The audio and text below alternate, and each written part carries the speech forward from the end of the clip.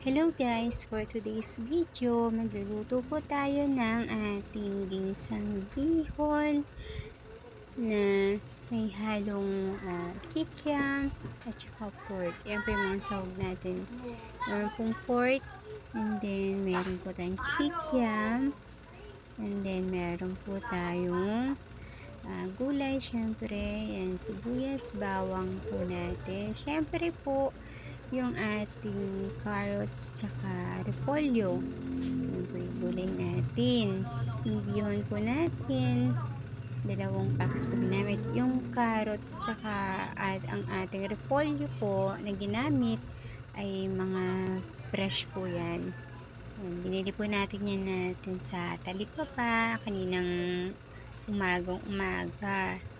Syempre po guys, mas masarap po ang isang putahe, lalo na pag may halong gulay, kasi po healthy po. Pero dapat make sure po natin na yung gulay na ihahalo natin sa ating lulutuin ay mga fresh po. Pero kapag kinain natin or naluto na yung isang pagkain or ulam na merong halong gulay, masarap po siya kasi nga po yung mga ingredients or sangkap na ginamit natin ay mga fresh po. Kasi lalabas po yan sa pagkaluto, yung lasa po niya. Kaya po, mas maganda kapag magluto po tayo, yung mga ingredients po ay pipiliin po natin mabuti. Bali na pong simple, basta po malinis at fresh po. Yung bawang sibuyas natin, then maging mapili po tayo sa ating mga sangkap na gagamitin para po maganda po yung kinalabasan ng ating luto pagkatapos. Para po ipapakain natin sa pamilya natin bukod sa healthy na masarap pa. Yan po guys. Kailangan po natin ng gulay sa ating katawan para po magkaroon po tayo ng mga vitamins. Panlaban po din yun sa mga sakit. And then yung mga proteins naman po makuha natin sa mga karne, sa mga natin kinakain. Para po magkaroon tayo ng mga lakas sa katawan. Mga healthy foods po. Yan po. Ang pansit po ay sabi po nila ay pampahaba ng buhay. Diba po? Sa panahon po ngayon, kailangan po natin maging positive. Isipin po natin na ang ating buhay po ay hahaba pa. Hindi lang po haba.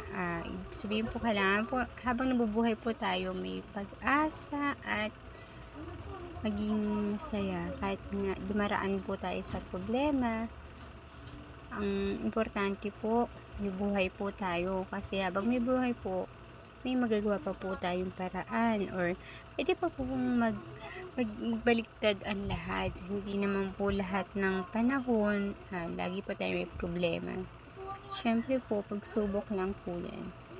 Kaya kailangan po rin po natin maging positibo sa araw-araw. Kahit anong problema pa ang ating hinaharap. And guys, kung saan na napunta yung usapan natin. Basta po, kakain po tayo ngayon ng pansit bihon. Yan po ang ating main dish yan. Igisa na po natin ang ating mga sahog, ang ating mga karne. Igisa na po natin yan.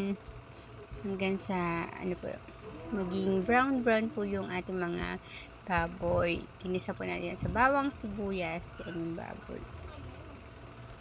Yan po yung isa sa mga nagpapalasa po sa ating pansit. Yan.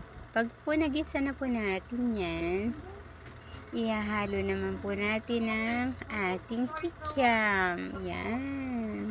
Yung. Ang kikiam po, isa din po yan sa main ingredients po pag nagluluto po ako ng pansit gisado or pansit gisadong bihon. Yan. Simple lang po yung ating ingredients. Mga tipong lang po, pangmasa, pero masarap po. Hindi po kayo manghihinayang dahil hindi po siya niluto lang basta-basta. Siyempre po, lulutuin natin yan na may pagmamahal at dedication. Yan. Ngayon po, nilagyan na po natin yan ng sabaw at toyo. Papakuluan po natin yung ating mga karne at saka yung kikiam hanggang sa kumulo po yan. Kasi kailangan po yung pakuluin po siya.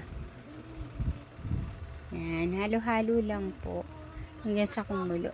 Pag kumulo na po yan, antayin lang po natin yan kumulo at habang binababad natin yung ating mga gagamiting pansit. Yan, ibababad po muna natin siya.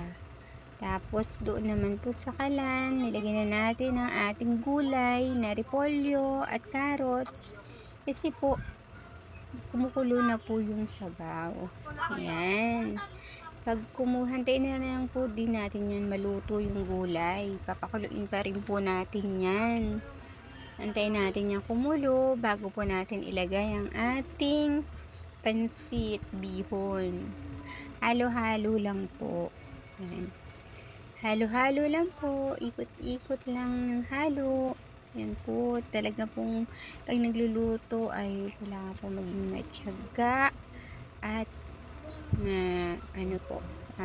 may dedication para po yung ginagawa po natin sa ating buhay ay pag natapos na malalasa po natin yung hirap at sarap. Ayan, kumukulo na po siya. Habang kumukulo siya, syempre po halo pa rin po tayo ng halo. Yan po. Yung halo po natin yan, tinitingnan po natin kung lumalambot na yung vegetable or gulay natin. Kasi pag malambot na po yung gulay natin or luto na siya, pwede po natin nang ilagay yung ating pansit bihon. Yan, umuusok-usok na po yung sabaw. So, ibig sabihin po yan, malapit na po yung kumulo. Hahantayin na lang po natin yung kumulo. Halo-halo lang po tayo, guys. Yan. Yan ang tinatawag na halo is life. Yan. Tiyaga lang po. Pag may tiyaga, may nilaga. Sabi nga po nila. Nantayin lang po natin siyang kumulo.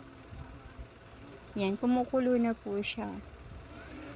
Antayin lang po natin maluto yung gulay. Pagka naluto na po yung gulay, ayan, ilagay na natin ang ating pansit bihon. Yan po, ilagay natin siya sa may kumukulo na natin at na gulay na may mga sahog. Yan, lalambot na po yan agad. Kasi po, asa mainit na siya na tubig. Yan. Antayin na lang po natin yan na lumambot sa sabaw. Siyempre po, hahaluin po natin yan. Ibabad natin siya sa sabaw niya. Yan. Para po mamaya, ipapatong na lang po natin sa ibabaw niya yung mga bihon natin na binabad sa tubig. Yan. Yan po kasi madali na yung maluto kasi nakababad na yan sa tubig. So, ngayon, ayan po. Yung ating nilagay na bihon ay luto na or malambot na. Kailangan na lang po natin siyang halu-haluin. Pag naluto na po yan, pag na totally na po siya na hiwa-hiwalay, pwede na po natin ilagay yung isa pa nating bihon. Para po, mag-finish products na tayo pagkatapos. Pag naluto na po.